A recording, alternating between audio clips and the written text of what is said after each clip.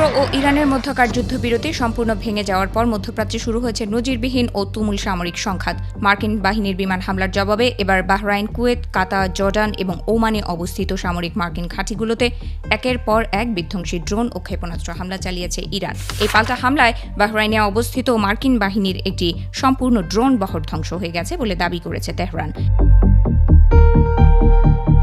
ইরানের রাষ্ট্রীয় বার্তা সংস্থার তথ্য অনুযায়ী বাহরাইনে মার্কিন ঘাঁটিকে লক্ষ্য করে চালানো ড্রোন হামলাটি ছিল অত্যন্ত নিখুঁত ও বিধ্বংসী। ইরান বলছে তাদের মহাকাশ বাহিনী বাহরাইনে যুক্তরাষ্ট্রের একটি অত্যন্ত গুরুত্বপূর্ণ সামরিক ড্রোন কমান্ড অ্যান্ড কন্ট্রোল সেন্টারে সরাসরি আঘাত হেনেছে।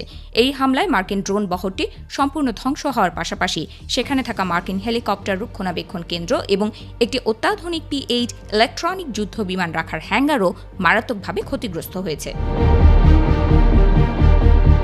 কেবল বাহরাইনই নয়, কুয়েতে অবস্থিত মার্কিন ঘাঁটিতেও বিধ্বংসী ড্রোন হামলা চালিয়েছে তেহরান। কুয়েতের আলী আল সালেম এবং আহমেদ আল জাবের ঘাঁটিতে মার্কিন প্রতিরক্ষা ব্যবস্থা, ক্ষেপণাস্ত্র ব্যবস্থা এবং বাংকার লক্ষ্য করে এই হামলা চালানো হয়।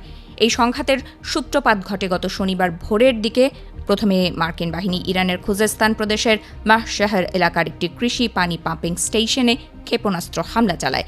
আল জাজিরার প্রতিবেদন অনুযায়ী ওই হামলায় একজন বেসামরিক নিরাপত্তারক্ষী নিহত হন এবং 4 জন আহত হন।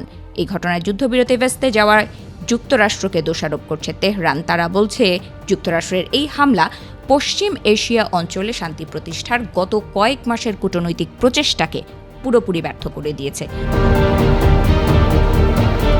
অন্যদিকে মার্কিন সেন্ট্রাল কমান্ড সেন্টকমের দাবি, তারা হরমুজ প্রণালী দিয়ে চলাচলকারী জাহাজগুলোতে ইরানের হামলা চালানোর সক্ষমতা কমিয়ে দিতে দেশটির সামরিক বেসামরিক স্থাপনায় ডজন ডজন লক্ষ্যবস্তুতে নিখুঁত আঘাত এনেছে। ইরানের খুজেস্তান, হরমুজগান, সিস্তান, বেলুচিস্তান ও মারকাজি প্রদেশের একাধিক শহরে প্রায় 140টি লক্ষ্যবস্তুতে আঘাত হানার দাবি করেছে মার্কিন বাহিনী।